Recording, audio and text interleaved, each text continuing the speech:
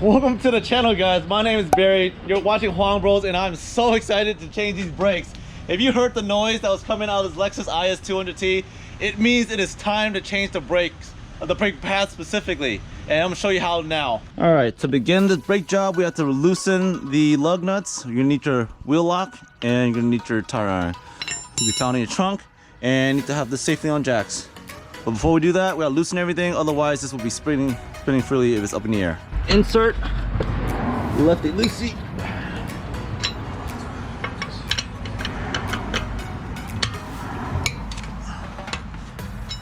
So once all the lug nuts are off, remove the wheel as it's lifted. Now you can also inspect your tire, and by the looks of this is kind of bald, and that's the wear bar.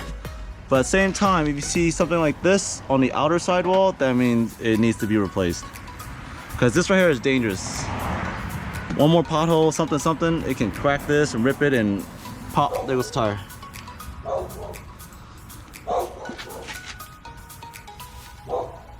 And you can see cording, which means you gotta replace, because this right here is camera wear or toe wear.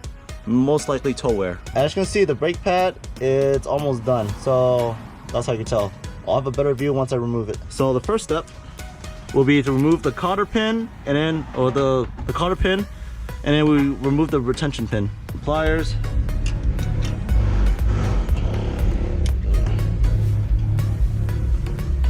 Like so, that's removed. Then you're going to, over here, you're going to tap this out. Now that with the cotter pin out, we're going to remove the retention pin with sticking something in here and then hitting it out.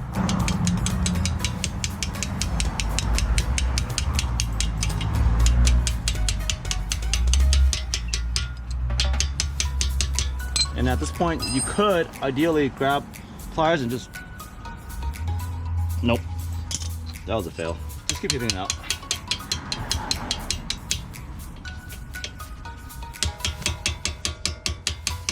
What I stuck in was an Allen key so that it can reach all the way across. And now I can remove it.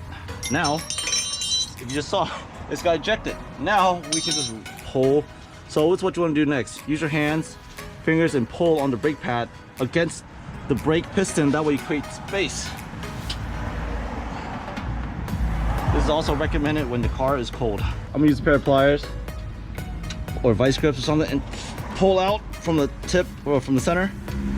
Wow, that's looking disgusting. I've never in my life seen brake pads this bad. I've only seen stories. Oh God. Woo. This thing's about to rip. Here we go. Let's go. Let's go. Come on, Barry. You can do this. Come on, Barry. Let's go. Let's go. Let's go. Ooh, got one. So this side is you know, you can see there's a little bit of meat, but this is a sign that it should go be replaced, because it's like perfectly flat. You don't have the center gap, which is allowing for air to cool down the brake pad. But here, whoo, wow. All right, when you get to a level like this where it just doesn't want to come out, maybe it comes out. Oh.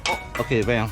I'm about to full send this thing, just yank that thing out. But this is to the point, I'm sorry, but this is to the point where it's a meme. This is kind of okay, but look at this. Look at this. Wow.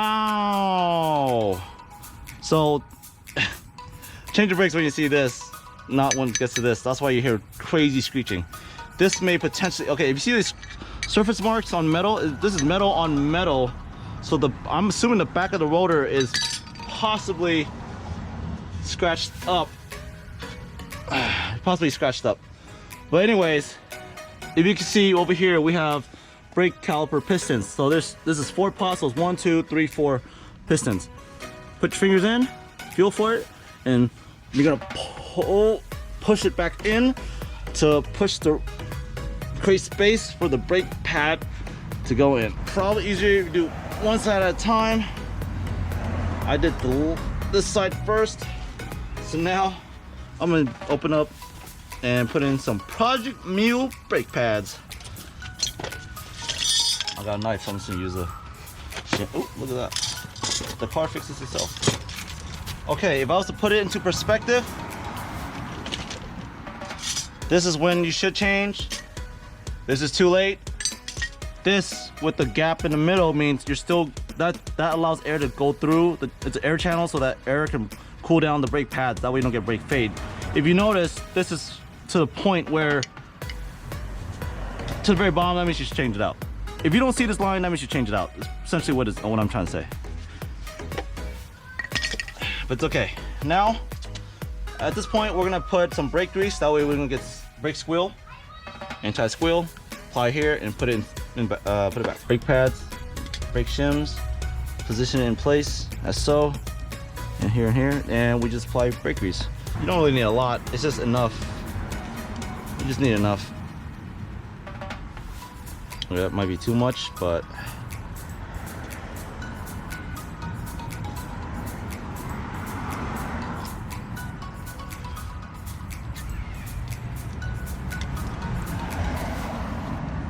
okay.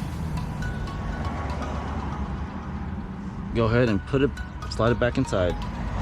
Again, create space with your hand, and then you insert it.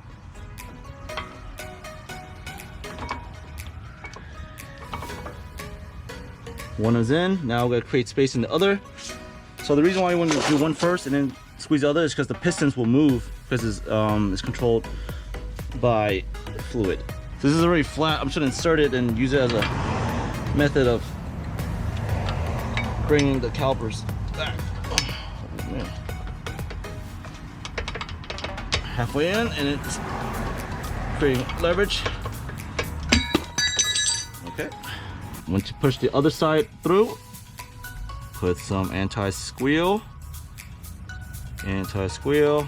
You don't need a lot, you just need a little bit. Then you insert with the brake pad facing the rotor.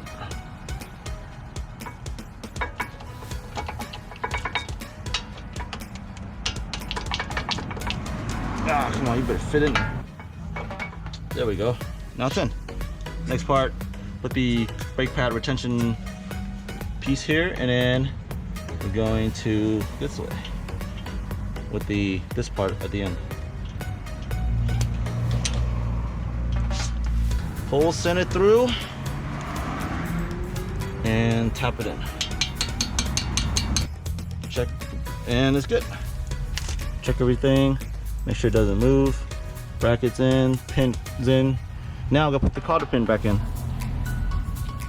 It's gonna be a hole right there for the cotter pin. Time to put the wheel back on and work on the back side, or the right side. The rear ones turns out to be harder than the front ones. You're gonna need a 14. Attach it on top right here. And lefty loosey, so you're gonna go up. Okay, for the rear ones, it's gonna be a little bit harder than the front, but you're gonna need a 14mm wrench. Put that in place. 14mm socket, put that in place. Lefty loosey. And then that should break loose. Continue spinning left while holding this in place. And this should freely come out. Or we can just do one side. I would suggest just doing the top side, that way you leave the bottom connected, and then you just all you gotta do is just change the brake pads, which is just like that. Just like that. And we replace. Oh shoot, look at that.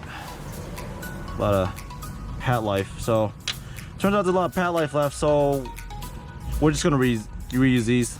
They're pretty good. Most of the braking happens in the front anyway, so we're just gonna put this back in and continue to just monitor these. So ideally you could do 2 front brake pads per 1 rear brake pads.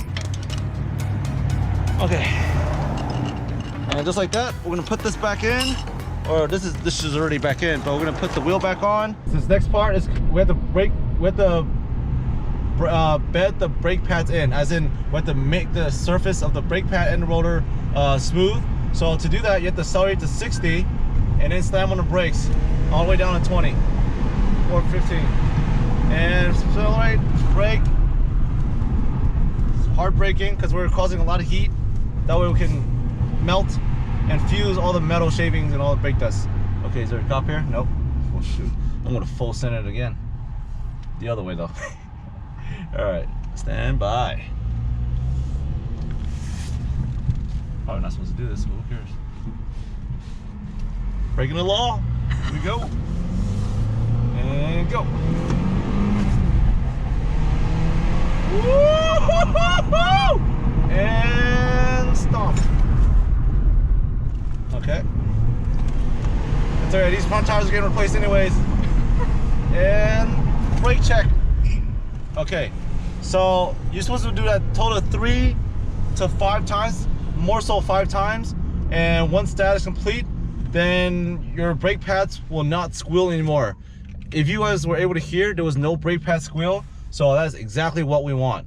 But other than that, if you think you learned something, you like what you saw, if you have any questions, please leave a comment below. I'll answer them.